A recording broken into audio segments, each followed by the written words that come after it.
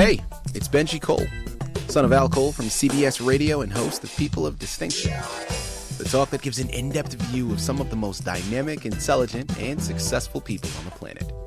Run to our website, peopleofdistinction.org for more info, or you can always email me directly at benji@alcoleenterprises.com. And on the line with us today, we have Quentin W. Goodwin. And we're going to be discussing his amazing book, COVID, Cancer, and Calling, a memoir of faith and healing. Now, it's available for purchase through Amazon as well as barnesandnoble.com. And I will say, Quentin was brought to our network, People of Distinction, today by one of the best publishers in the business, Author Reputation Press.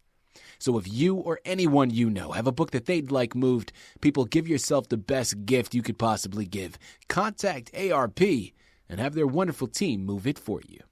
They're one of the best in the business to do it, and they specialize in taking literary creations to the next level. Find out more information on them through authorreputationpress.com. And listen, it is an absolute pleasure to have Quentin here on the line. Now, right there in the title, you have an idea of what we're discussing today. And the moment you head on over to Amazon, Barnes & Noble, you start to do any research on his book, all of your assumptions, of course, will be validated. All right, now, that very first word, COVID, is something we are all too familiar with. And some of us, well, a lot of us, depending on where you're situated, we're still dealing with it in varying degrees. I mean, it feels like a never-ending story of the past 40 years, it seems. And this is something that just continues to come. Cancer, another thing that, unfortunately so many of us have been touched by it one way or another, either you directly or someone that you know.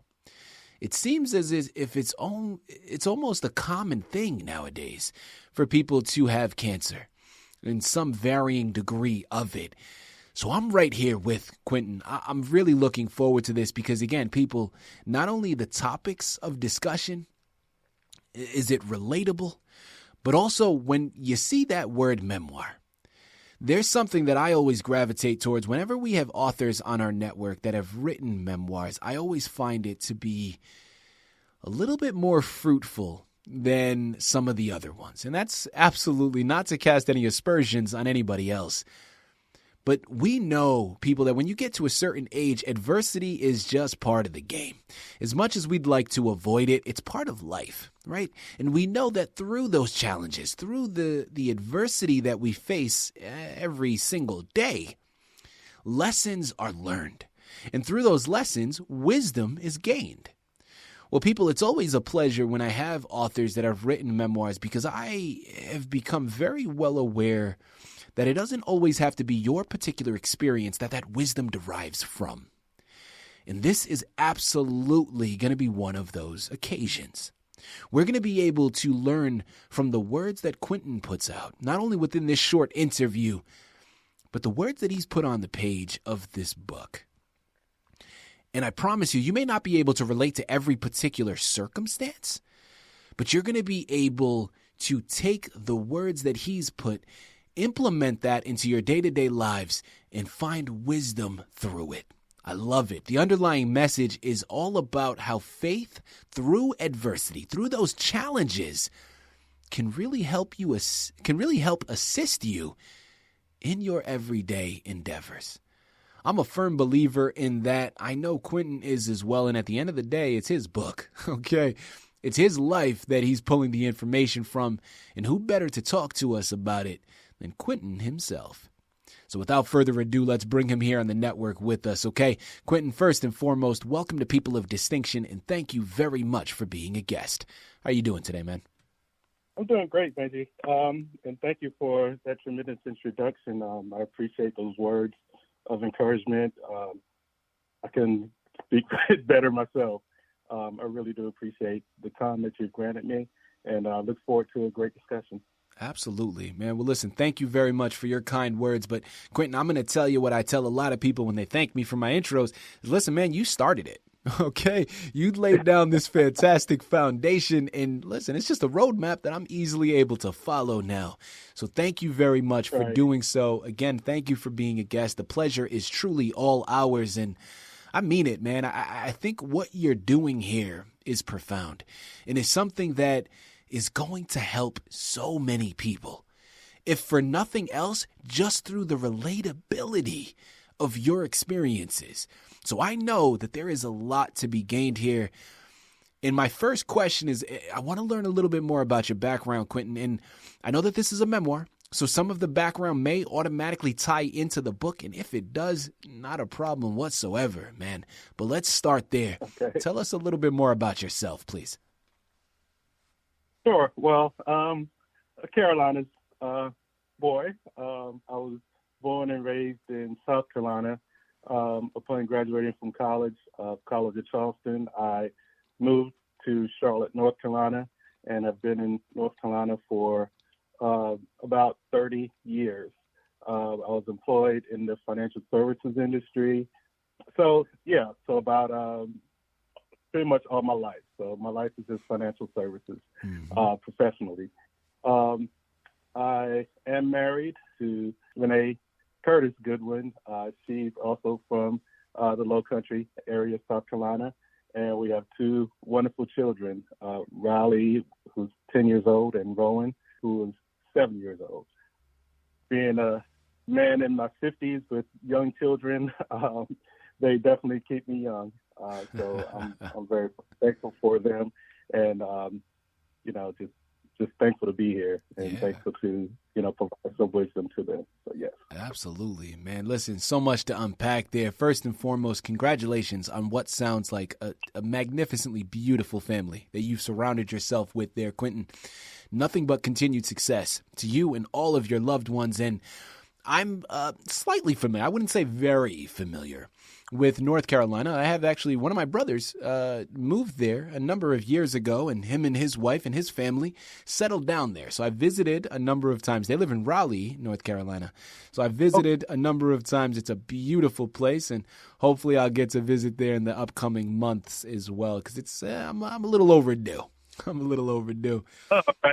About 3 hours away from where we are in Charlotte, but we definitely love that area, yeah. Absolutely. Quentin, listen, I could sit here, man. I could talk to you for hours just on that. But, of course, I got to remind myself, Benji, you're here to do a job. So let's stay focused here. Quentin, without further ado, man, your book, COVID, Cancer, and Calling, is the anchor for today's interview. Please tell us a little bit more about it. All right, so around 2020, I was going through normal exercises, running on a treadmill, and all of a sudden I started experiencing some tightness, sharp pains in my hip, right hip. And so, at first I ignored it and, thought it would go away eventually, but then the pain started getting so great that I needed to go to the doctor and get it checked out. Went to my primary care physician, and she referred me to physical therapy as well as the sports physician. And so they initially diagnosed me with some ligament tear, and so I went through physical therapy, but as time went on, I guess about a month or two, things got worse as to where I would just be in the bed all day and really couldn't move. So the day after Father's Day, I just said, man, I just need to go to the hospital, get an MRI, get things checked out. So my wife took me to the hospital, and from there, they admitted me, ran all the scans and the tests and all, and they found that I had multiple myeloma, which is a cancer of that affects the white blood cells. Multiple myeloma. During that time, there were few individuals, celebrities, that had multiple myeloma, and it was disclosed that they passed away from multiple myeloma, such as Donna Rumsfeld and Colin Powell. And they were older gentlemen, and so the doctors were like, well, this is a little bit more rare that younger men developed multiple myeloma. Right. So yes, that was a challenge. They definitely, started to develop a action plan, a treatment plan for me. So I stayed in the hospital for a week, and during that time, I was still able to work remotely. One of the things from COVID was, the ability to work from home. So I had my, laptop and was able to work effectively. So while I was in the hospital, got a call from our upper management saying that our entire department needed to, go to a meeting that following morning.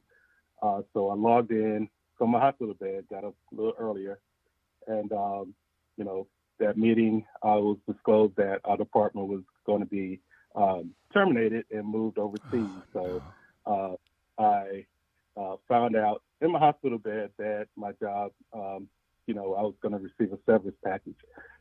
So pretty much a double whammy within a week. This cancer diagnosis, and then this job that I had for 30 years. Pretty much had to start over professionally. So the genesis of the book was just developed just when I was thinking and reflecting on, the lessons that I learned from those experiences. I was like, well, I learned this during the COVID crisis. I actually went through this during the COVID crisis. These are the things that we all went through and we learned and grew from. So kind of tied those two experiences together, and then it extended into the lessons that I learned when as I went through my calling experience and my calling process into the ministry. I'm a United Methodist, and I made the decision to delve into the ministry as a local pastor in the United Methodist Church in the North Carolina Conference, Western North Carolina Conference. So just going through that process, just tying those three things together, I found that, they really kind of linked with each other through these life lessons that I've learned that I wanted to share. So that's the genesis of the book. Wow. Quentin, my goodness, man. What a way to start. It's not very often that I'm at a loss for words, but this is definitely one of those moments where, I'm sitting here and I'm just trying to wrap my head around that situation and how incredibly difficult it must have been to, again, deal with COVID, then deal with cancer, deal with the job closing. My goodness, man. What I love, though, is through such unfortunate circumstances, if there's a silver lining to begin, and I'm sure there are other ones, but what I'm delineating from that is that last part, calling. And through those experiences leading to what your calling is. And now in this ministry, and being able to offer guidance, wisdom, and hope to all of the people that listen to you. Not only the ones that pick up this book, but the ones that are able to benefit from just knowing you through your ministry, I'm sure is absolutely imperative to your calling, right? To the culmination of such unfortunate circumstances. And that, I think, is so inspirational. Now, on that same note of inspiration, Quentin, I want to follow off, and I want to go into what inspired you to write this book. Because, of course, this very easily could have been something that you verbally told those around you. And listen, I think it's safe to assume, but you know what happens when you assume. So I'm not going to do that to you. I have you here on the line. Let's go right to the source, man. What inspired you to put these words to the page and put the book out for the masses? Well, I just think it was just divine intervention. I'm not that much of a writer. I do love to read. But as far as writing, kind of jot things down a little bit at a time, but nothing expansive. Mm-hmm. But I was told one of the advices that I received as I'm going through the treatment process was just, as you're sitting in the chemo chair or, sitting and waiting, doing your treatment, just try to journal and jot things down, what you're feeling, your experiences, whether you're afraid or whether you're, optimistic, how you're feeling that day. So I took that advice and just started putting words down and, just kept writing and writing and writing. And I was like, okay. So just the words just, pretty much accumulated and amassed. And, the pages started getting, longer and more. And I was like, okay, so there's definitely something that I can understand. And so that's basically the inspiration. People, again, we're here on the line with Quentin W. Goodwin. We're discussing his amazing book, COVID, Cancer, and Calling, a memoir of faith and healing, available for purchase through Amazon as well as barnesandnoble.com. Quentin, next question that I'd love to get into, and in my opinion, probably the most important question that I could ask. And I think it's maybe unfair of a question to ask because it's so broad. And of course, you're operating from your particular experience, and this is not a one-size-fits-all. But I think I would be doing my listening audience a disservice if I didn't attempt to ask the question. So in the same vein, please entertain us and attempt to answer it. But for anybody out there that finds themselves dealing with a very difficult situation, it doesn't even necessarily have to be COVID or cancer or loss of a job, just adversity in general. What are some words of wisdom that you can offer them for things maybe that helped you get through some of your toughest moments? I would say the biggest lesson I've learned is just relying on my faith. I really wouldn't have been able to go through or get through what I've been through without a strong faith in God, a faith in my Creator. God has provided me with so much, an amazing wife, an amazing family, amazing parents that, instill positive values in me. A strong faith community through my church, in both current and prior churches that I've been a member. So I've, just a strong faith in God, and also the people in the community that he blessed me with, and the support network that came out of that community. So, really, those are the two things that you really should lean on when you're going through, whatever situation that you're going through. And one of the instances that I mentioned in my book, one sermon that my pastor provided during the darkest period of that time in my health crisis, when I was in the worst pain, he really iterated through his sermon, just take your burdens to the Lord and just leave it there. Just leave your burdens there at the prayer table, at the altar, and just have the faith and the confidence that God will take care of you.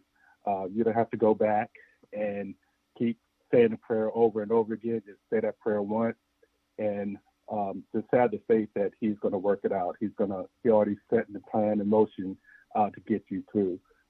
So that's one of the things that I really practiced, and that really worked, and it got me through a lot. And so I would just say just a strong faith, and just a community of network that you have. Definitely lean on those two things. I love that for so many reasons, people. Of course, first and foremost, having that support system, right? Being able to lean on your loved ones and your friends around you and people that you know that you can share that burden with. I think there's so much to be said.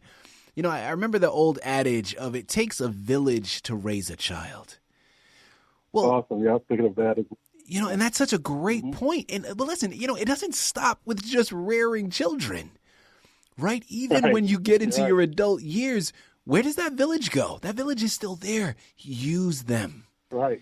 Put your hopes, your dreams, your fears into them. Because I listen, people, we talk about this all the time on People of Distinction, and I know it may come across as a cliche, but we believe it firmly. When we talk about our human family, we are all connected, okay? And there is much more that connects us than separates us. And listen, when it comes to our human family, there may be certain members of our human family we don't want to associate with as much, and that's fine. They're still part of our family, right? They're still part of our brothers and our sister. Right? It all ties in. And another thing that I'm going to connect it to, and I know Quentin didn't say this in this way, but he made the point to say that he put his faith in God, and then right after that, he said he put his faith in his creator. Now, again, he didn't go to this extent in making the delineation, but I'm going to tell you what I took from that. People, at the end of the day, I don't care if you're a Christian.